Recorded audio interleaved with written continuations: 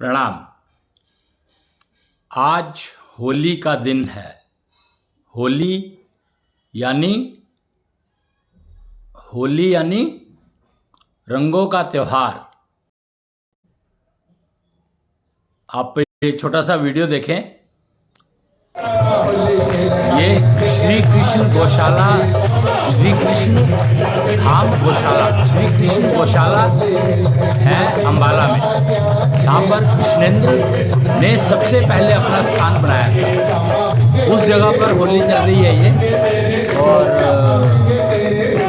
बहुत ही सुंदर दृश्य है। और देख सकते हो आपके कितने लोग यहाँ पर है। ये निधि जी आई हुई है, अम्बाला की जो हैं, अम्बाला में रहती हैं, कृष्णिष्ट मंदिर की देखभाल करती हैं।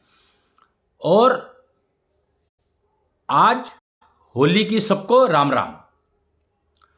और आज ही पता है आपको, आज ही इंटरनेशनल वुमेन डे भी है, महिलाओं का दिवस, अंतरराष्ट्रीय महिला दिवस। तो यानी दो फेस्टिवल हैं आज। अब फेस्टिवल कहो इसको या क्या कहो, होली तो डेफिनेटली फेस्टिवल है और कलर्स का, रंगों का त्योहार मनाया जाता है। एक ना पोयम है छोटी सी, मैं आपको सुनाना चाहता था। एक किताब में से, षोडशी एक पुस्तक है, उसमें लिखी है एक पोयम। एक वो कन्या गा रही है, कह रही है, 60 रंग की मेरी चुनरिया, अपने रंग में रंग दे सांवरिया। यानी कन्या कह रही है कि मैं ना बहुत कलरफुल हूं, बहुत ज्यादा रंग है मेरे में, और मैं संभाल नहीं पा रही हूं इसको। मेरे में इतने सारे रंग हैं कि मैं संभाल नहीं पा रही हूं इसको। 60 रंग, इंद्रधनुष में 7 होते हैं, 7, और कन्या में 60 होते हैं, 60।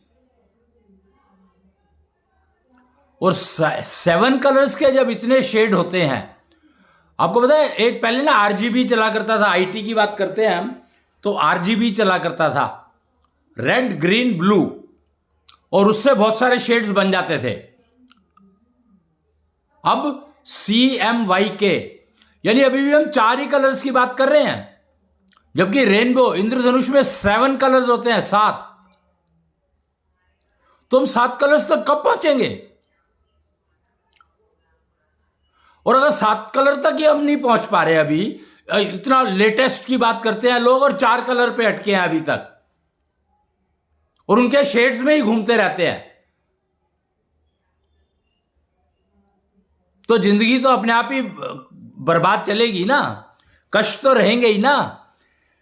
जब एक कन्या कहती है कि 60 रंग हैं मेरे में, 60 कलर्स, तो we are not even able to utilise all 4, then we have to go for 7, then we have to go for 60, up to 60. Do you think you will be able to go in the till the end of the कलयुग? कलयुग के अभी 2 लाख साल बाकी हैं, 2.25 लाख साल, बल्कि 2.25 से भी ज्यादा ही है शायद। प्रिसाइज कहो तो मैं बता सकता हूं, गणित है मेरे पास, पर याद नहीं है अभी। तो 60 रंग पे तो आप 60 रंग ही नहीं सोच पाते। आई कैन बेट कि आज की तारीख में आप 60 कलर्स ही नहीं सोच सकते कि 60 रंग क्या है। 60 रंग भी हो सकते हैं, संभव है, नहीं सोच सकते भाई। हम लोग तो इतने लिमिटेड है, हमारी सारी की सारी सोच, कि हम लोग तो 2 अल्ट्रावायलेट और इंफ्रारेड में ही अटक करके रह गए, उसके ऊपर जा ही नहीं पाए अभी तक।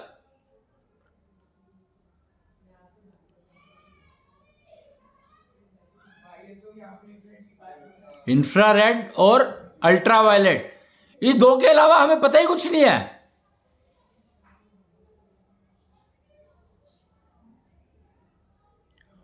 जब से ये सच और झूठ का सिलसिला शुरू हुआ, तो सत्य असत्य के सिलसिले ने अपने आप को रोक लिया।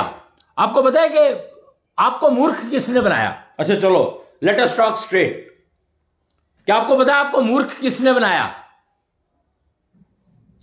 मेल में सिर्फ 2 कलर होते हैं, ब्लैक एंड व्हाइट। इसके अलावा है ही नहीं कुछ उसके पास।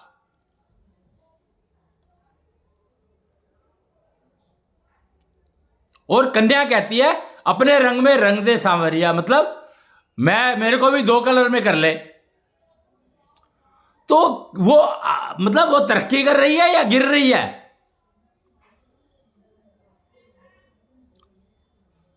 मतलब आप समझो कि हम मूर्ख बन रहे हैं या कोई बना रहा है हमें। वो ये 60 रंग का ज्ञान, 7 कलर्स तो दिखाई तो दे रहे हैं कम से कम इंद्रधनुष में, रेनबो में, पर 60 कलर का तो मतलब कोई संभावना ही नहीं है। बाकी कलर है कहां पर? ये कहां छुपे हुए हैं भाई बाकी कलर्स? तो बाकी कलर समझने हैं तो आपको कन्या पूजन तो करना ही पड़ेगा। कन्या पूजन के बिना आप समझ नहीं सकते। यही है नारी ज्ञान, यही है नारी ज्ञान। और इसी से ड्राइव होता है नाड़ी ज्ञान, नब्ज ज्ञान। कहां हम दोष देखने में लग गए, हमारी सारी जिंदगी बेकार हो गई कि हम दूसरों के दोष देखने लग गए। दोष हमेशा, कहा है ऐशो सभ्यता कहती है, दोष हमेशा दूसरों के देखो, अपने दोष देखोगे तो एक भी नहीं मिलेगा। बुरा जो देखन मैं चला, बुरा ना मिलया कोई। बुरा होना और दोषी होना बहुत फर्क है इन दोनों में।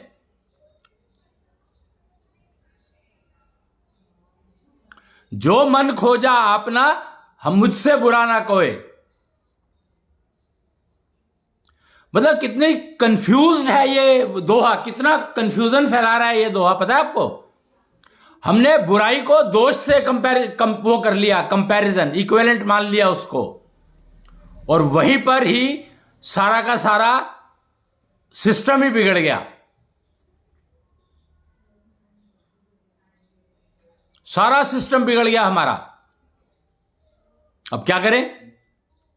ये बहुत समस्या हो गई कि अभी तक हम जो पढ़ रहे थे वो सारा का सारा क्या बेकार था। लोग कहते हैं कि एक कोई हमारे यहां जो एजुकेशन सिस्टम एनफोर्स किया गया उसने हमारा बहुत नुकसान किया। ओके, तो वो नुकसान तो सारे वर्ल्ड में दिखाई दे रहा है भाई, कहां नहीं दिख रहा बताओ मेरे को आप। तो जिसने भी वो सिस्टम बनाया एजुकेशन का, वो नुकसान करने के लिए ही बनाया होगा। इसका मतलब सारी ह्यूमन रेस सफर कर रही है, उनको कलर ही नहीं पता अभी तक। आईटी कहने को लेटेस्ट है, पैच वर्क पर चल रही है। आप एक बताओ मेरे को, एक बात, छोटी सी बात मैं पूछता हूं आपसे। आप एक शर्ट पहनते हो, कमीज पहनते हो या पैंट पहनते हो जो प्लेन है, सिंपल एकदम, पर साफ है, साफ सुथरी है, और एक पैंट पहनते हो जिसमें पैचेस लगे हुए हैं, अलग अलग रंग के पैच लगे हुए हैं, तो आप क्या प्रेफर करोगे? सोच कर देखो। और दोनों में फर्क आपको समझ आ रहा है कि नहीं आ रहा मुझे नहीं पता। आप कोशिश कर रहे हो लाइफ को रंगीन करने की, पैचेस लगाकर।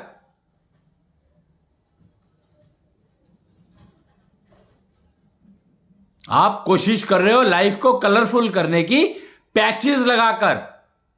होली के त्योहार में हम लोग कोशिश करते हैं कि मुंह पर रंग लगा लें, कोई हमें पहचाने ना। अपने मुंह पर नहीं, पड़ोसी के मुंह पर। क्यों पड़ोसी के मुंह पर क्यों?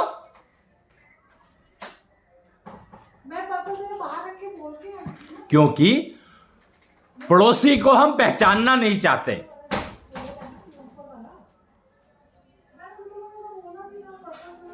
हम इतने बोर हो चुके हैं कि हम पड़ोसी को पहचानना नहीं चाहते, पैचेस लगा देते हैं बहुत सारे।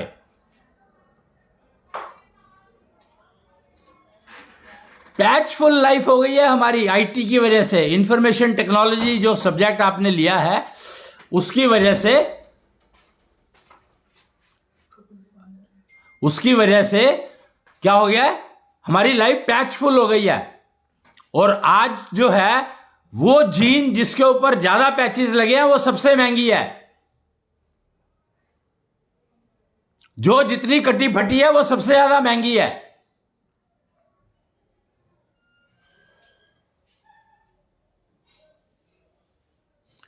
तो क्या हमारी लाइफ पैचफुल हो गई है? मतलब कन्या जो कह रही थी 60 रंग की मेरी चुनरिया, यानी वो 60 रंग की तो पहले से ही थी। तो होली में हमने उसका तो क्या किया, 4 रंग जोड़ दिए। 4 रंग तो 60 में 60 तो पहले ही थे, उसके बाद और 4 कौन से जोड़ोगे तुम?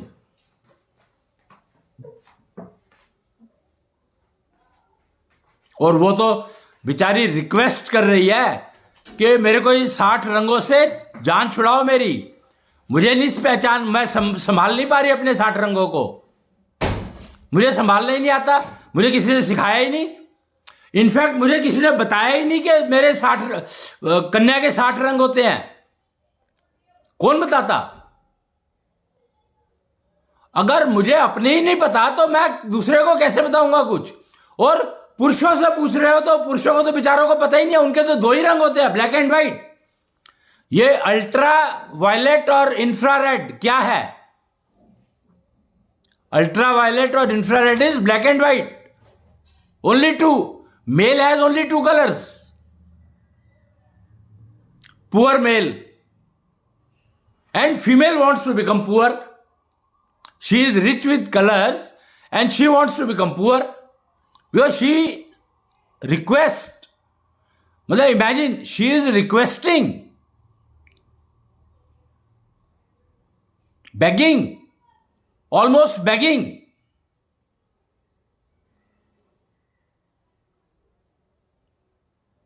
What could be the reason? That she is not able to understand that she has 60 colors. And this poem is so old. I am not talking about today's poem. It was printed in some book I read. Shodashi, the name of the book. I don't have it here right now. Otherwise I would have shown you that.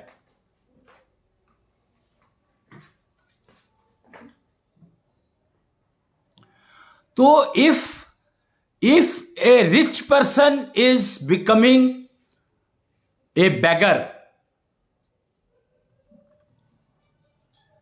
what will he expect to give? What will he expect to receive?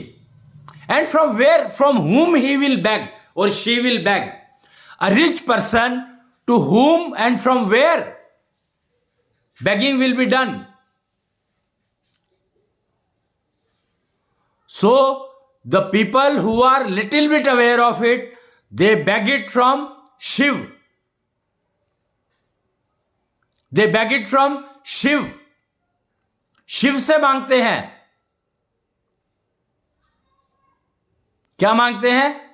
अब imagine, Shiv से मांगते हैं और शिव के तो 2 ही का रंग है, वो तो राख लगाकर रहते थे, सबको पता है ये बात।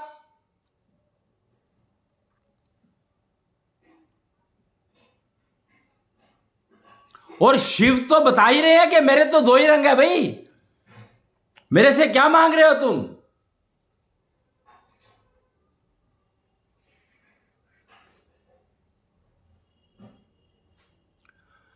कि मतलब कमाल है कि हम लोग, the rich people are begging to Shiv. Males are saying we want more colors. What will they do? They cannot accept them. They cannot absorb them. It's not possible practically, because they have only 2 colors. Every color will get merged into either black or white. Every color will get merged into these 2. That is the reason that Kanya is requesting, begging के अपने रंग में रंग दे। मेरे से 60 रंग नहीं संभलते हैं भाई, मैं नहीं संभाल सकती। अपने रंग में रंग दे। कृष्ण को कह रही है ये कन्या, कृष्ण को कह रही है। कृष्ण का रंग श्याम है, श्यामल रंग है, श्याम नाम है उनका एक।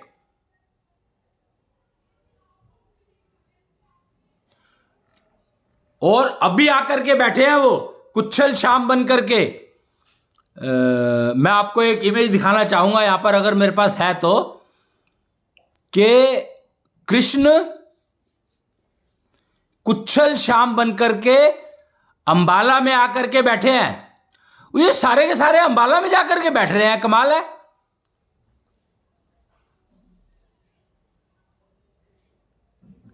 वो थे, क्या कहते हैं उनको, श्री शिवाय, वो अंबाला में जाके बैठे। कृष्णिष्ठ आए, वो वहां जाकर के, ओहो कृष्णिष्ठ आए थे सबसे पहले अंबाला में बैठे जाकर के। अंबाला गढ़ है,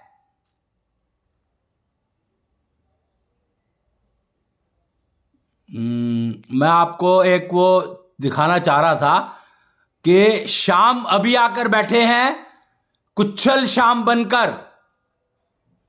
तो वो एक चित्र था मेरे पास, एक इमेज थी, ये रही, मिल गई, सॉरी। ये देखिए, कुच्छल श्याम को प्रणाम, ये कृष्णिष्ठ दरबार। और ये कुछ कछुए के ऊपर है, नीचे आप देख रहे होगे कछुआ, दूसरा अवतार है विष्णु का, सेकंड अवतार, उसके ऊपर आकर के विराजे हैं, बैठे हैं, क्योंकि धरती इनका वजन नहीं ले सकती। और कुच्छल श्याम है, और इनकी बांसुरी जो है वो क्या करती है, बांसुरी नाद निकालती है। अब ये बांसुरी धुन नहीं निकालती है, आप नाच नहीं सकते इस बांसुरी की धुन पर। ये नाश करती है, सर्वनाश करती है, ये झूठ का सर्वनाश करती है, कंफ्यूजन का सर्वनाश करती है। अब ये बांसुरी वो धुन दे रही है जो छल को कुचलती है। अगर आपके अंदर किसी भी प्रकार का छल है तो ये उसको कुचल देगी। और ये देख लो कि आप बचोगे कि नहीं बचोगे, मुझे नहीं पता।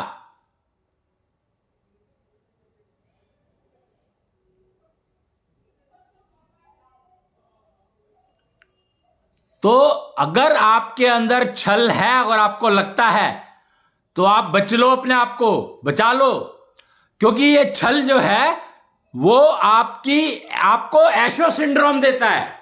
अगर आप एशो सिंड्रोम से अफेक्टेड हैं तो इसका मतलब है कि आपको कोई ना कोई आपके दिमाग में कंफ्यूजन है, कोई ना कोई आप गलत सोच रखते हो, कोई ना कोई आप ऐसे काम कर रहे हो जिससे आपको नुकसान हो रहा है और आपको पता नहीं लग रहा है। एशो सिंड्रोम की डिग्री होती है, तो जितना ज्यादा होगा ये, उतना ही आपके अंदर छल ज्यादा होगा, उतने ही आपके अंदर दोष ज्यादा होंगे। एशो सिंड्रोम।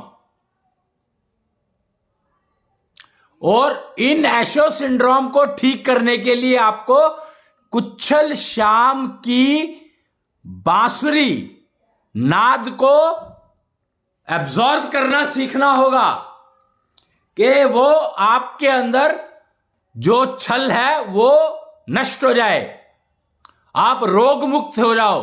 वो छल जो है आपको रोग दे रहा है, वो कंफ्यूजन ही है जो आपको बीमार कर रहा है।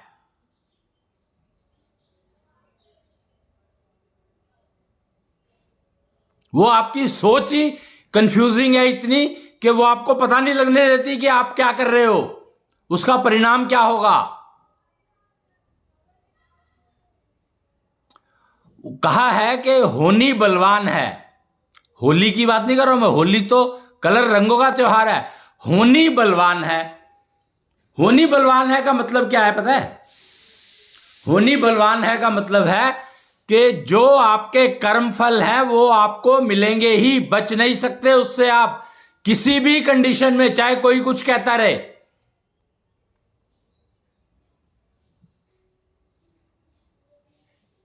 पर जब से कुच्छल शाम आया है तब से एक सिस्टम आ गया है कि आप अपने कर्म फलों को निपटा सकते हो,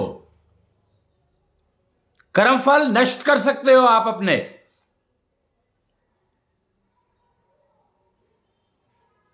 और उसके लिए ही बांसुरी नाद को लेकर आए हैं कुच्छल श्याम।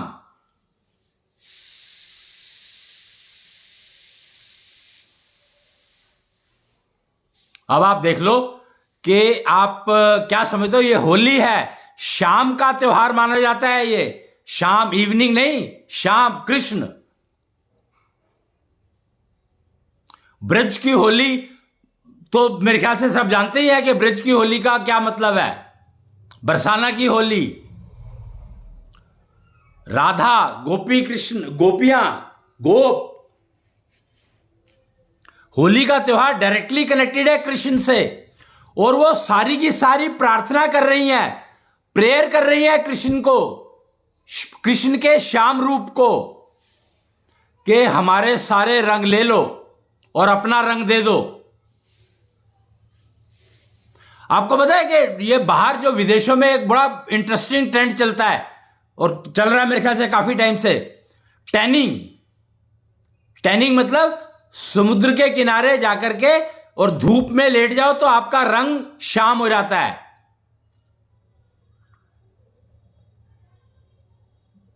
क्योंकि व्हाइट कलर जो है मृत्यु का प्रतीक है, कफन का रंग व्हाइट होता है।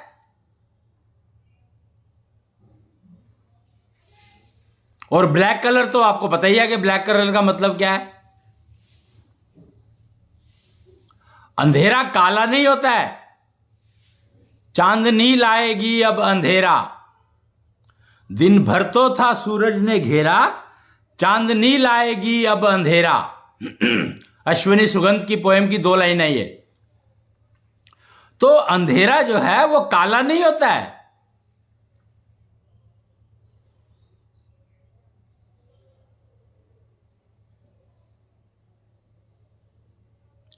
तो सारी गोप गोपियां, सारा का सारा संसार कृष्ण को, कृष्ण के श्याम रूप को अपनाना चाहता है। इमेजिन।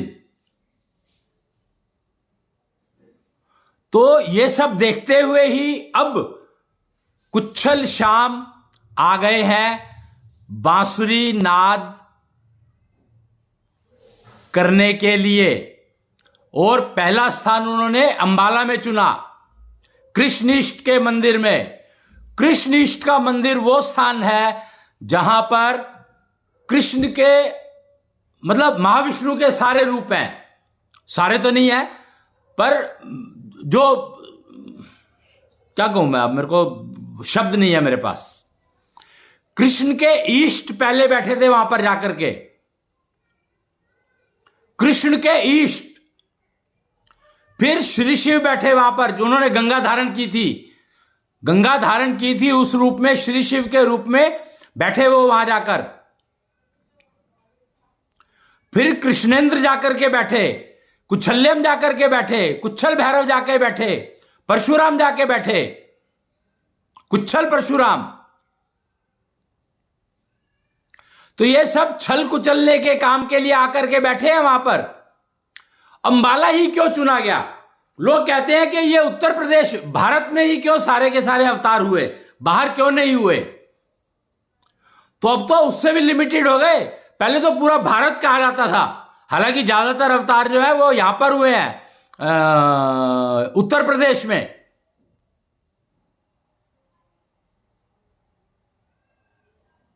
ज्यादातर, सारे नहीं। कली का अवतार दिल्ली में हुए थे, पता है आपको? दिल्ली 6।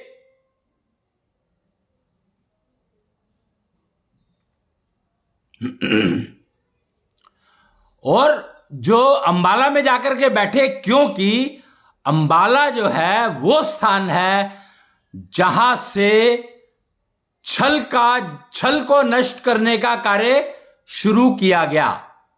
पता है आपको, अंबाला ही वो स्थान है जहां से छल को नष्ट करने का कार्य शुरू किया गया। क्या आप अंदाजा लगा सकते हैं इस बात का?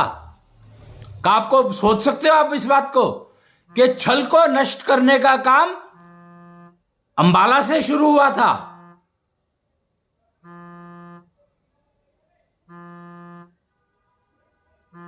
और शुरुआत किसने करी?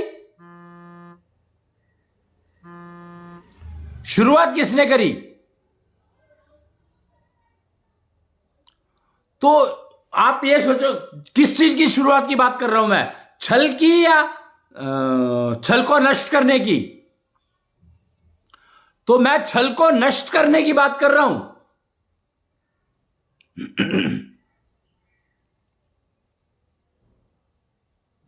अब यहां पर यह देखो कि उससे पहले गंगा, जब ये छल को नष्ट करने का जो काम शुरू हुआ, यह शुरू किया था अंबा ने। तैयारी किसने करवाई पता नहीं मेरे को। एक्चुअली मेरे को लगता है कि गंगा ने विवाह किया था। किससे किया था? शांतनु से, मेरे ख्याल से। यहां इंपॉर्टेंट शांतनु नहीं है, इंपॉर्टेंट गंगा है। वही 60 रंग की मेरी चुनरिया, मतलब 60 रंग को संभालना नहीं संभालना आया, यह कैसे पता लग रहा है? गंगा ने को जब पहला पुत्री हुआ होगा मेरे ख्याल से। अब यह भी बात ना पक्की सी नहीं पता, पहली संतान हुई कहा जाता है या पुत्री कहा जाता है, मुझे नहीं पता, देख लेना। पहली संतान हुई तो उसने उस संतान को पानी में बहा दिया।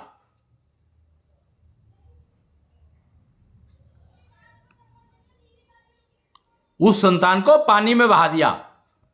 उसी नदी का नाम है गंगा जिसमें उसने बहाया था। तो अब ये देखो कि गंगा नाम ये बहाने के बाद पड़ा या पहले से ही था उस नदी का? अब ये सर्च करने का विषय है, आप खोजो इस बात को, मैं नहीं खोज रहा। मेरे को तो जो पता है मैं बता रहा हूं।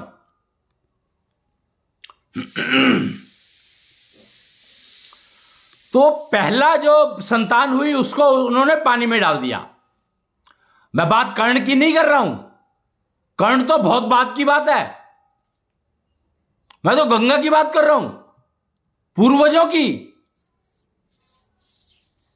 कौरव पांडवों के पूर्वजों की बात कर रहा हूं। तब तो शायद कौरव थे कि नहीं थे यह भी नहीं पता।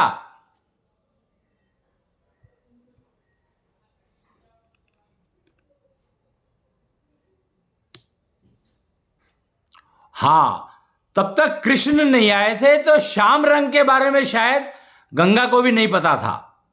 यह तो मैं मान सकता हूं इस बात को, तो कि लड़कियों को तब भी नहीं पता था, कन्याओं को, कि उनके पास 60 रंग हैं।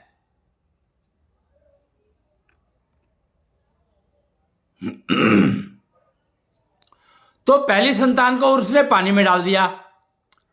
उसके पति ने पूछा नहीं। पहले कन्याओं को कितनी वो हुआ करती थी, पावर हुआ करती थी, वो डिसाइड करती थी कि मुझे अपने बच्चे का क्या करना है। हम आज गर्भपात की बात करते हैं, भ्रूण हत्या की बात करते हैं, और गंगा ने तो डिलीवर करने के बाद उसको पानी में डाला। तो क्या कारण रहा होगा, सोच कर देखो। और कुछ ना कुछ कारण तो रहा ही होगा। उसने 9 महीने उसको अपने पेट में रखा, तो उसके जो अब गर्भकाल के जो कष्ट हैं या जो भी है, वो तो उसने पूरा झेला ना, पूर्ण। और डिलीवरी के बाद उसको पानी में डाल दिया, और उसका हुआ क्या पता नहीं। नॉर्मली ऐसा माना जाता है कि अगर बच्चा मृत पैदा होता है तो उसको पानी में बहा दिया जाता है। यह तो बात सनातन कल्चर में है। उसको जलाया नहीं जाता, दफनाया नहीं जाता, उसको पानी के हवाले कर दिया जाता है मृत बच्चा जब पैदा होता है तो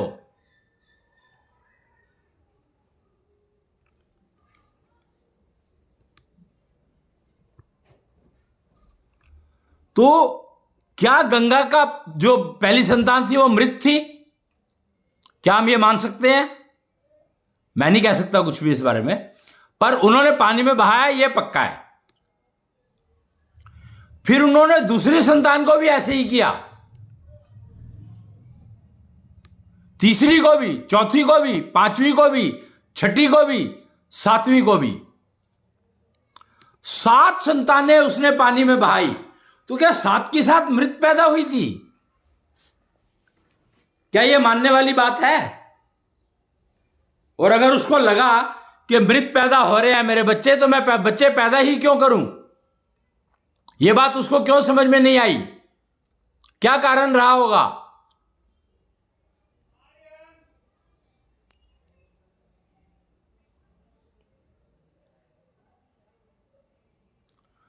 तो बात छल को कुचलने की शुरू हो रही थी। तो इसको, और ये अपने पति को बताया भी नहीं और उसने पूछा भी नहीं। तो ये क्या इसमें कोई छल इन्वॉल्व है? मुझे नहीं पता, मुझे ज्ञान नहीं है कि उसमें छल इन्वॉल्व है कि नहीं है, मैं कैसे कह सकता हूं। परंतु भीष्म ने प्रतिज्ञा ली कि मैं विवाह नहीं करूंगा अपने पिता के कहने पर। और मुझे नहीं पता कि वो क्या एपिसोड था, क्यों था, क्यों किया उसने, क्यों नहीं किया, ये आप महाभारत में देख सकते हैं। लेकिन उसने ली और अपने भाइयों का विवाह करवाने के लिए 3 राजकुमारियों को उठाकर लाया, अंबा, अंबे और अंबालिका। इनके मंदिर वहां अंबाला में है, पता है आपको? तीनों के मंदिर अंबाला में है।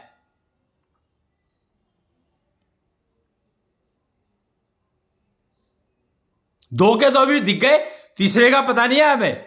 2 तो दिख गए, अंबा, अंबालिका और एक और थी, पता नहीं क्या नाम था। अंबा, अंबालिका, खैर मुझे नहीं मालूम। पर अंबा अंबालिका के दोनों मंदिर तो मिल गए मेरे को। मैं गया था अभी पिछली बार, तो मेरे को खोज करी गई तो 2 मंदिर मिले, एक अंबा का और एक अंबालिका का। और उस स्थान का नाम अंबाला इन दोनों के नामों को मिलाकर ही पड़ा है। अंबा, अंबालिका, अंबाला बन गया वो नाम। और उन्होंने छल को कुचलने का काम करने के लिए तपस्या शुरू की थी अंबा ने। अब अंबा की कहानी क्या है वो आप पढ़ लेना, महाभारत में सुन लेना, किसी से भी पूछ लेना, भागवत कराने वाले बता देंगे आपको। पर अंबा ने छल को कुचलने के लिए तपस्या शुरू की और उसने अपने आप को एक रंग में कन्वर्ट करने की कोशिश शुरू कर दी। यानी वो कन्या थी, फीमेल थी, उसके 60 रंग थे, जिसकी वजह से उसके साथ वो एपिसोड हुए जो नहीं होने चाहिए थे। और फिर उसने डिसाइड किया मैं लड़का बनूंगी, पुरुष बनना है मुझे। और उसके लिए उसने तपस्या शुरू की और परिणाम शिखंडी। ना वो पुरुष बन पाई और ना ही वो स्त्री रही, महिला रही। शिखंडी बन करके उसको ये इंटरेस्ट था ही नहीं। उसका तो काम था कि मुझे भीष्म पितामह जिसने मेरे साथ छल किया उसका वध करना है। और क्योंकि वो शिखंडी थी तो वो वध कर नहीं सकती थी, वो पार्टिसिपेट कर नहीं सकती थी युद्ध में लड़ाई कर नहीं सकती थी वो।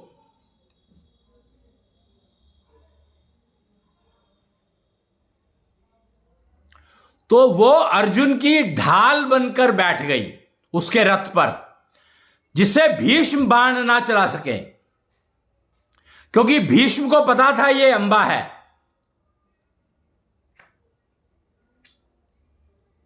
और अगर आपको याद हो, कृष्ण ने विराट रूप लिया था जब अर्जुन को समझाया था महाभारत में, जब उसने युद्ध लड़ने से हथियार त्याग दिए थे, तो उसको क्या समझाया था कि क्या तुम अंबा हो?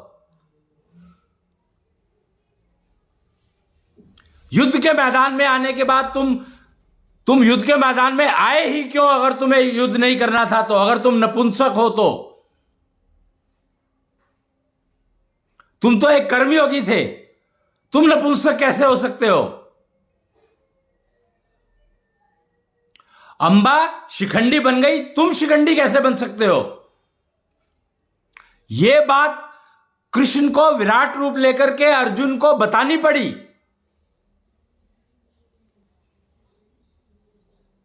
और उसी रूप में उन्होंने बताया कि जिनसे तुम युद्ध कर रहे हो ये सारे तो पहले से ही मरे हुए हैं, ये सिर्फ धरती का बोझ हैं, और उन सबको स्वर्ग में दिखाया गया। अब सोचो, दुर्योधन और उसके सारे के सारे वो जो थे पुत्र भाई थे, और शकुनी और जो भी कौरवों की तरफ से लड़ रहे थे, वो सारे के सारे स्वर्ग में बैठे थे। तो इसका मतलब क्या हुआ कि वो छल नहीं करते थे?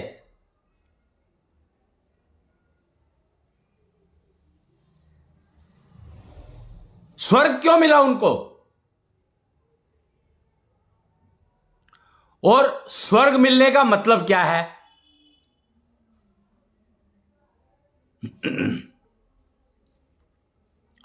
स्वर्ग मिलने का मतलब है कि आप अपना जो जीवन बिता रहे हो पूर्ण आनंद में बिता रहे हो, बिना रोगों के, रोग मुक्त, रोगहीन निरोगी काया। तो उन सबकी निरोगी काया थी, पता है आपको? कौरव पांडव सारे के सारे जो युद्ध में थे। क्यों? क्योंकि रोगी प्राणी को परमिशन नहीं थी युद्ध करने की, नो परमिशन। युद्ध में पार्टिसिपेट बीमार लोग नहीं कर सकते थे, यह रूल था, नियम था। तो सारे के सारे निरोगी थे। निरोगी होने का मतलब यह है कि आप छल नहीं कर रहे हो। नहीं तो छल तो तुरंत रोक देता है। आप छल करने की सोचो, आप रोग हो जाएगा, आपको बीमार हो जाओगे आप, पक्की बात है। आप किसी से ईर्ष्या करो, आपको रोग लग जाएगा तुरंत। ये जो कॉर्पोरेट रोग कहे गए ना, कुछ बीमारियां है ना, कॉर्पोरेट बीमारियां कहते हैं, तो वो ईर्ष्या ही है उसका मूल कारण। उसका मूल कारण स्पिरिचुअल एलिजिबिलिटी का पुअर होना है, एशो सिंड्रोम की डिग्री का हायर होना है। Prime reason of failure in life, obviously the diseases.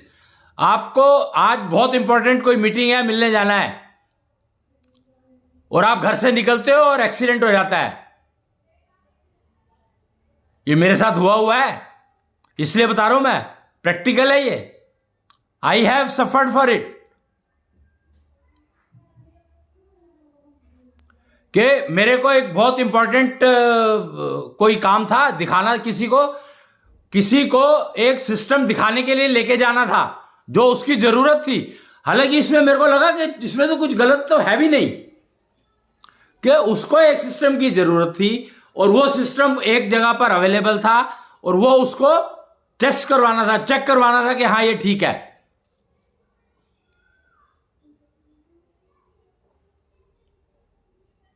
और उससे पहले एक साइकिल वाले ने मेरे व्हीकल को, वो मोटरसाइकिल पर था मैं, वो गिरा दी, और कॉलर बोन फ्रैक्चर। तो मैं कहीं जा नहीं पाया, क्योंकि वो सिस्टम एक्सप्लेन सिर्फ मैं कर सकता था और कोई नहीं कर सकता था। क्योंकि उसकी जो नीड थी, उस नीड को समझना ही बहुत मुश्किल काम था, उस कस्टमर की नीड को। तब भी वो नहीं हो पाया।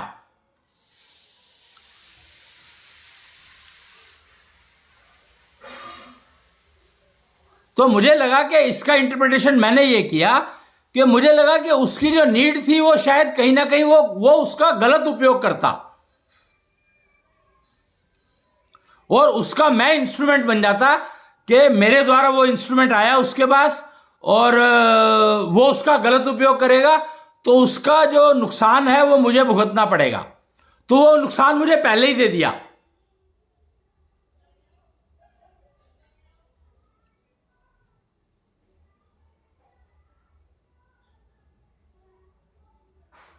जिससे कि उस इंस्ट्रूमेंट के जाने के बाद जो वो नुकसान करता वो शायद कई गुना ज्यादा होता। तो आई पेड माई प्राइस। और ये होता है, यही होता है, एग्जैक्टली यही होता है।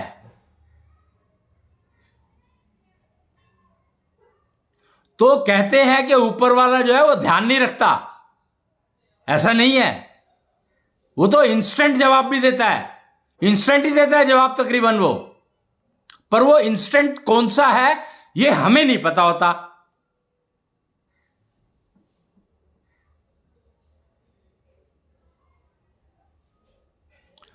कर्मफल तो होनी बलवान है, होकर रहेगी, पर कब होगी ये पता सिर्फ होनी को है, आपकी नब्ज को है।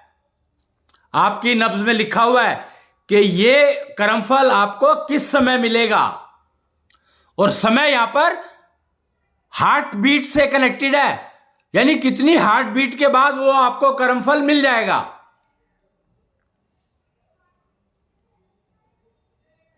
वो आपके हाथ में है ही नहीं। वो लिखना भी हार्ट बीट ही लिखती है उसको। आपने चित्रगुप्त का नाम सुना होगा, वो चित्र जिसमें कर्मफल और उसको मिलने का समय लिखा हुआ है, वो आपकी नब्ज में है, आपकी हार्ट बीट के अंदर एम्बेडेड कर दिया गया है। ये लॉ ऑफ नेचर है। ये जो जिसने डिजाइन किया सिस्टम को, शुक्राचार्य, ये सिस्टम शुक्राचार्य का बनाया हुआ है। लोग पूछते हैं शुक्राचार्य ज्ञान है क्या? तो कर्मफल और कर्मफल को मिलने का समय और होनी, ये सब शुक्राचार्य के हाथ में है। शुक्राचार्य ने डिफाइन किया इसको, हर चीज को। तो शुक्राचार्य ज्ञान से ही आपको यह पता लगेगा। शुक्राचार्य ज्ञान के जानकार थे भृगु।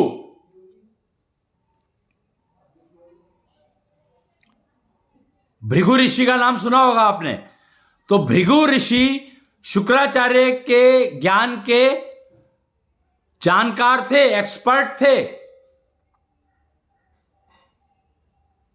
और ये ज्ञान उनके पास होना बहुत खतरनाक था। ये बात विष्णु जानते थे अच्छे से,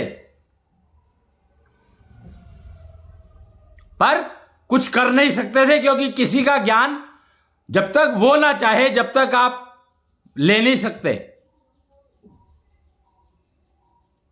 जब तक वो देना ना चाहे या दे ना दे आपको, तब तक आप ले नहीं सकते। ज्ञान ही एक ऐसी चीज है जो सामने वाला देगा तभी आप ले सकते हो, नहीं तो नहीं ले सकते। कोई रूल ही नहीं है, कोई नियम नहीं है। और अहंकार, दो शब्द हैं, अहंकार और अहंकार, मां और ना। Ahankar is self respect, and ahankar is ego.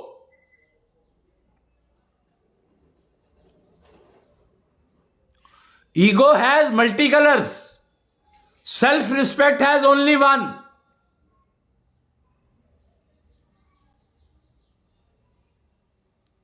And that is shyam rang. Grey scale में श्याम रंग, आप श्याम रंग को आप डिफाइन नहीं कर सकते। वो तो उसके लिए आपको कृष्ण को समझना ही पड़ेगा। कृष्ण का श्याम रंग क्यों होता है पता है? क्योंकि वो सारी इंद्रियों का मालिक है। आपकी सारी इंद्रियों का मालिक कृष्ण है, कृष्ण तत्व। और सारी इंद्रियों का काम अलग अलग है, तो इसीलिए वो श्याम रंग में है। और उसका ग्रे स्केल सबका अलग अलग है।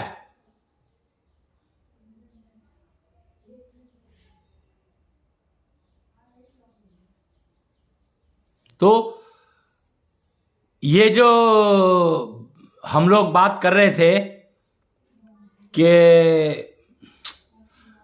क्या है, हम जो बात कर रहे थे इसकी,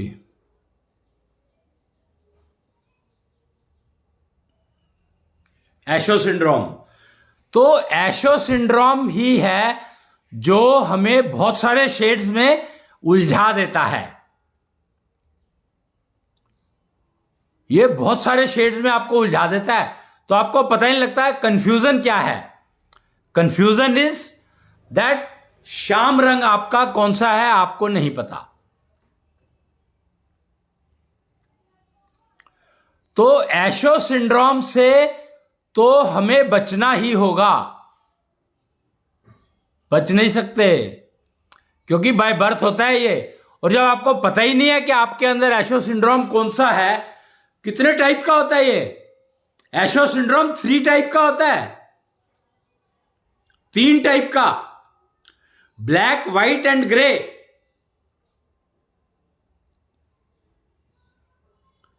ब्लैक एंड व्हाइट के अंदर बीच में जितने भी कलर्स हैं टोटल,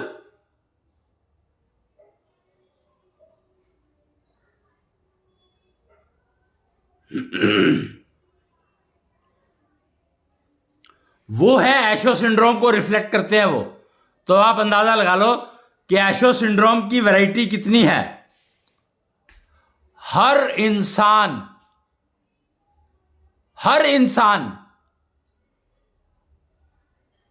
अभी तो हम लोग बात क्या करते हैं, 32 मिलियन 64 मिलियन शेड्स की बात करते हैं हम लोग। 64 मिलियन शेड्स की तो बात हम लोग कर रहे हैं।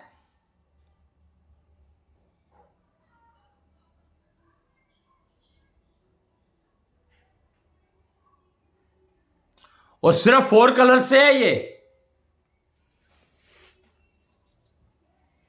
तो 7 कलर में जाओगे तो कितने हो जाएंगे, आप सोच लो, आप इस बात को समझ लो।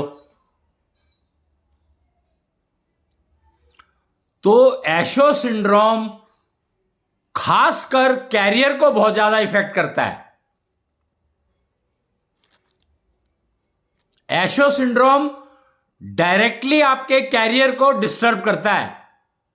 यह आपको ना आगे बढ़ने देता और ना ही मतलब रोग बीमारियों से छूटने देता।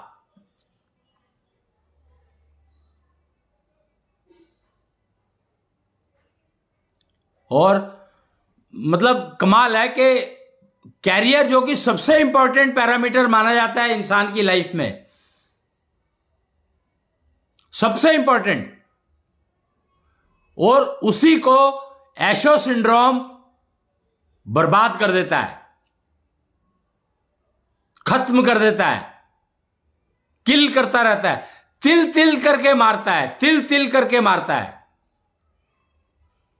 इतना कष्ट देता है कि आदमी सोचता है कि मैं मर ही जाऊं इससे तो अच्छा। क्यों? अच्छी वाली लाइफ चल रही होती है, 1 लात मार देगा। और इसके साथ में केतु ग्रहण या राहु ग्रहण ये हो रहा है।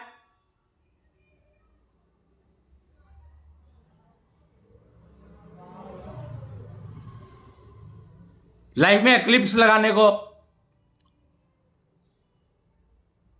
तो मतलब कमाल है। और ये सारे के सारे ना एक्चुअली करते क्या है, आपका एक फैक्टर होता है स्पिरिचुअल एलिजिबिलिटी। स्पिरिचुअल एलिजिबिलिटी यानी आपके नॉलेज ग्रहण करने की क्षमता, योग्यता, क्षमता नहीं योग्यता, कि आप कितना ज्ञान ग्रहण कर सकते हो,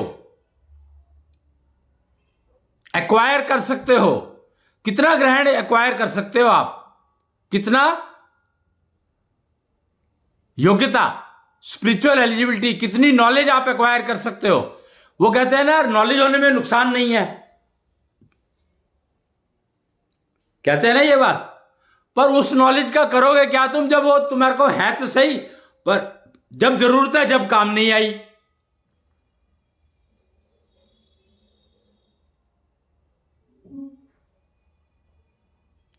कि आपको, आप इसको इस तरीके से देखो कि आपने ना एंटीसिपेट करके 5 लाख रुपए की इंश्योरेंस करा ली कि यार सब कुछ ठीक ठाक चल रही है जिंदगी, 5 लाख रुपए की इंश्योरेंस करा ली, ठीक है, करा ली, और एक्सीडेंट हुआ और 50 लाख का खर्चा हो गया।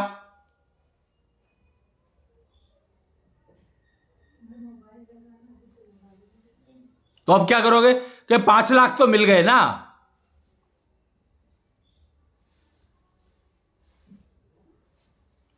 मतलब अब आप सोच लो कि मैं एग्जाम्पल से क्या समझाने की कोशिश कर रहा हूं कि उस नॉलेज का कोई फायदा नहीं है जो आपको समय पर काम ना आए। और स्पिरिचुअल एलिजिबिलिटी जो है वो 2 पैरामीटर्स को इफेक्ट करती है। एक आपके ई स्क्वेयर कोशेंट को। ई स्क्वेयर कोशेंट क्या है? ई स्क्वेयर कोशेंट है आपकी लर्निंग की एफिशिएंसी, कि आप कितनी जल्दी सीख पाते हो किसी काम को करने के लिए। सीखने की, काम सीखने की आपकी क्षमता, योग्यता बढ़ाने की आपकी क्षमता कितनी है, यह है ई स्क्वेयर कोशेंट। और यह मेजरेबल है शंख टेक्नोलॉजी से।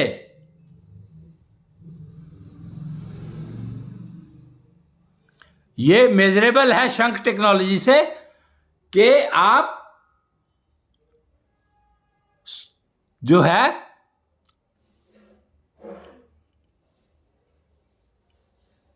यह है शंख technology. Spiritual eligibility is measurable using digital शंख टेक्नोलॉजी। तो लर्निंग एफिशिएंसी आपकी कितनी है वो ई स्क्वेयर कोशेंट से पता लगता है। और वही काम आएगी, आपका एक्वायर किया हुआ ज्ञान बेकार है अगर आपकी लर्निंग एफिशिएंसी पुअर है तो। और दूसरा है ऐशोनिधि, यानी मेंटल वेल्थ नेटवर्क, कि आपके पास मेंटल वेल्थ कितनी है और उसको इन्वेस्ट करते हो आप सीखने के लिए। जितनी ज्यादा इन्वेस्ट करोगे उतनी जल्दी सीख पाओगे। तो ये तीनों चीजें मेजरेबल हैं, E square quotient, Ashonidhi and spiritual eligibility.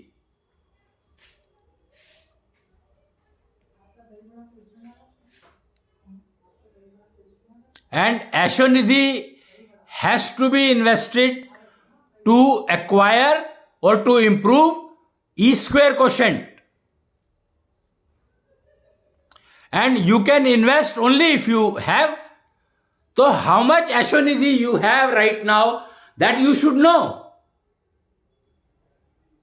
Only that much you can invest. So you have to learn to acquire more Ashonidhi.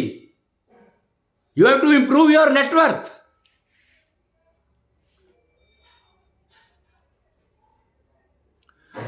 Improvement in physical net worth of 100,000% is equivalent to improving mental net worth by 5%. This is the kind of ratio exists.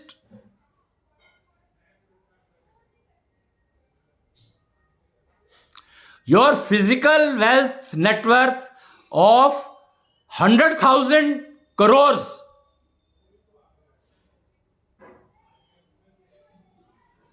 cannot fetch you mental wealth net worth of even 5%.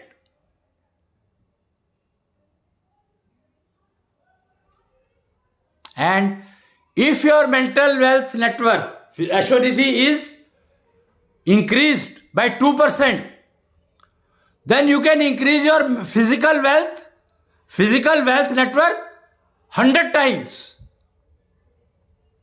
minimum.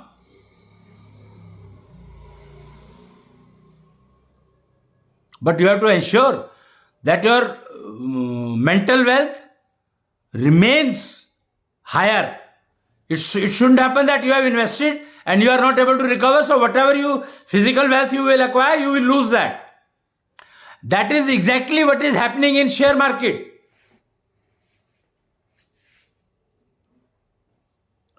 That by investing your mental wealth, you acquire physical wealth, but you didn't recover your mental wealth. So your share market takes away your physical wealth. Clear-cut example to understand.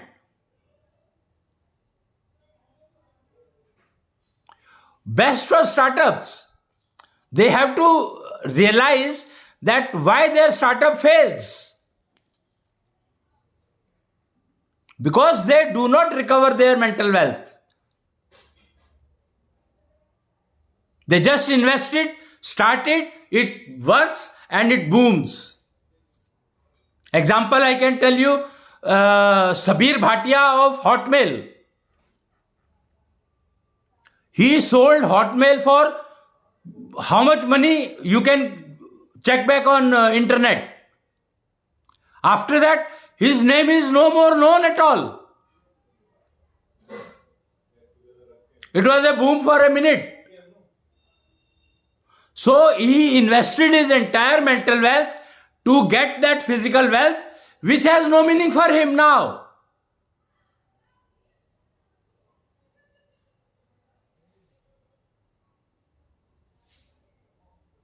So startups, before you take action of start investing mental wealth, at least you start knowing what is your mental wealth today,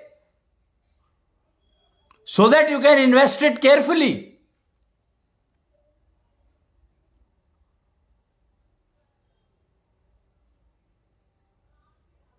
And for females, females have 9 times higher mental wealth compared to male.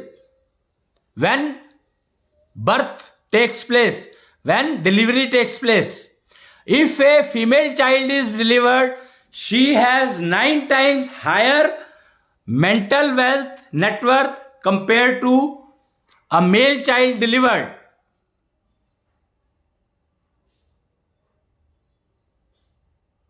And she is requesting to male that मेरे को ना आप श्याम रंग दे दो. कमाल है कि अपनी मेंटल वेल्थ उस बेचारी को यही नहीं पता कि वो अपनी मेंटल वेल्थ को कितना वेस्ट कर रही है.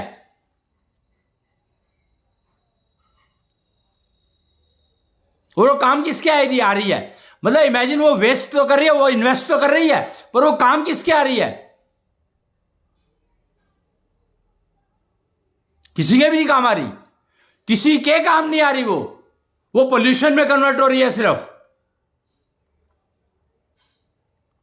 पोल्यूशन कम क्यों नहीं हो रहा? सारी आधी से 90% दुनिया इस काम में लगी है कि पोल्यूशन को रिड्यूस करो, पोल्यूशन को रिड्यूस करो. सारे बोल रहे हैं, पर यह नहीं पता कि पोल्यूशन है क्या. पोल्यूशन वही है जो इतनी हायर मेंटल वेल्थ इन्वेस्ट हो रही है, रिकवर नहीं हो रही है. कहां इन्वेस्ट हो रही है पता ही नहीं है, तो वो पोल्यूशन में ही इन्वेस्ट हो रही है. वो पोल्यूशन ही कर रही है, unknowingly, ignorantly. Do you think ignorance of law is a bliss?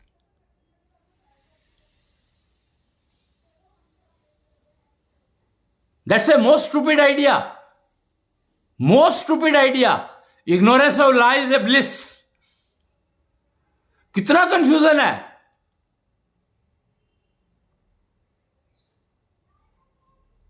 If ignorance of law is a bliss, तो आप तो कभी ठीक काम कर ही नहीं सकते. 99% आपके काम ही गलत होंगे।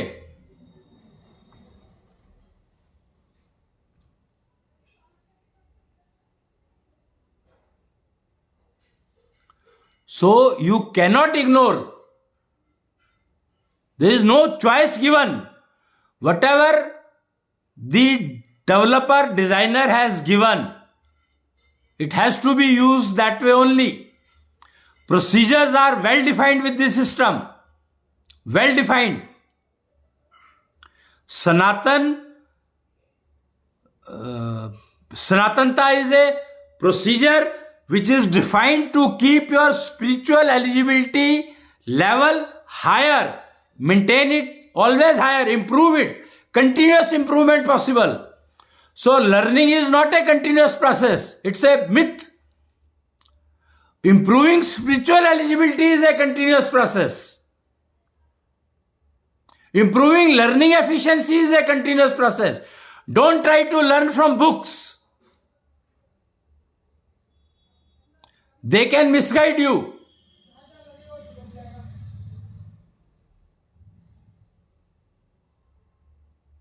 You yourself is such a beautiful book written by nature or creator, I would say. Try to read yourself.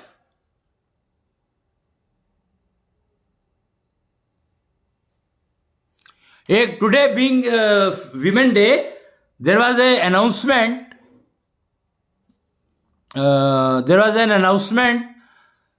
For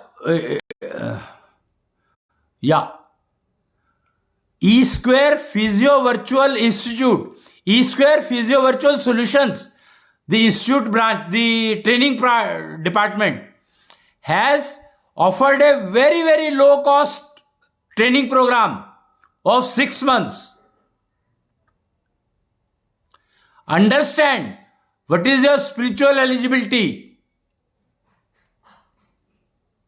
And this is valid only for females. Today's offer, and it is only for today.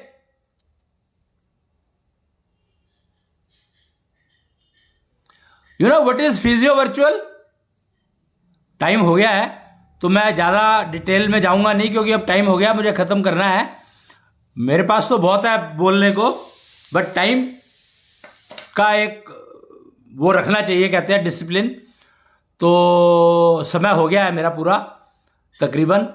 तो physio virtual is your mental strength. Mental strength is physio virtual.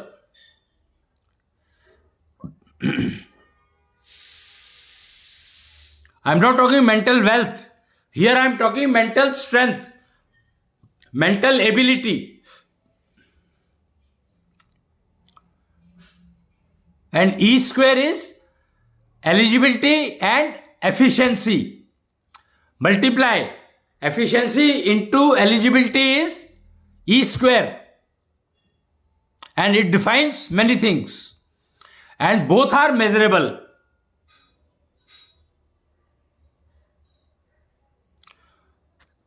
सो शाम है तो गाय तो आएगी ही, क्योंकि शाम ने गाय को की इंपॉर्टेंस बताई थी। 33 करोड़ देवी देवताओं का वास है इसमें, ऐसा कहा जाता है। गाय के पंचगव्य के आधार पर अगर आप खेती करते हैं तभी निश्चल खेती होगी। ऑर्गेनिक खेती बेकार है, किसी काम की नहीं है। निश्चल खेती करनी पड़ेगी आपको अगर आप रोग मुक्त भोजन करना चाहते हैं। तो गाय का दूध पीने के लिए नहीं है, गाय का दूध अनाज उगाने के लिए है। आपको अगर पता हो, शिवलिंग के गाय जाती थी, कहीं पर खड़ी हो जाती थी और उसका दूध निकलने लगता था अपने आप। तो जब वहां पर खोज करी गई तो वहां पर शिवलिंग स्थापित था। इसका मतलब क्या है? ये जो शिवलिंग पर दूध चढ़ाने की प्रक्रिया चली हुई है, ये क्यों है? क्योंकि ये दूध अगर उसमें यूज होगा, पृथ्वी को दिया जाएगा। अगर ये दूध पृथ्वी पिएगी तो फिर वो जो खेती करोगे तो वो खेती निश्चल खेती होगी। वही खेती होगी, वही अनाज होगा जो आपको किसी भी कंडीशन में नुकसान नहीं दे सकता। फायदा देगा, कम या ज्यादा हो सकता है, पर पूर्ण फायदा देगा, पक्की बात है ये।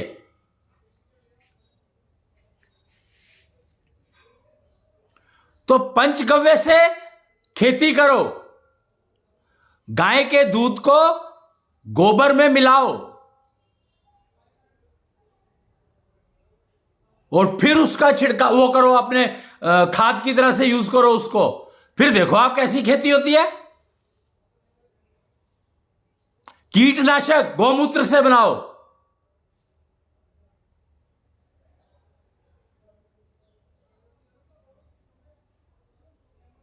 हर चीज का प्रोसीजर है भाई, डिफाइंड है, वेल डिफाइंड है। प्रैक्टिकल सनातनता इंप्लीमेंटेशन प्रोग्राम चल रहा है, प्रोजेक्ट PSIP, उसको समझो। वो एक्चुअली तब तक समझ में नहीं आएगा जब तक आपकी स्पिरिचुअल एलिजिबिलिटी का एक मिनिमम लेवल तो आए, बॉटम लाइन तो पहुंचो।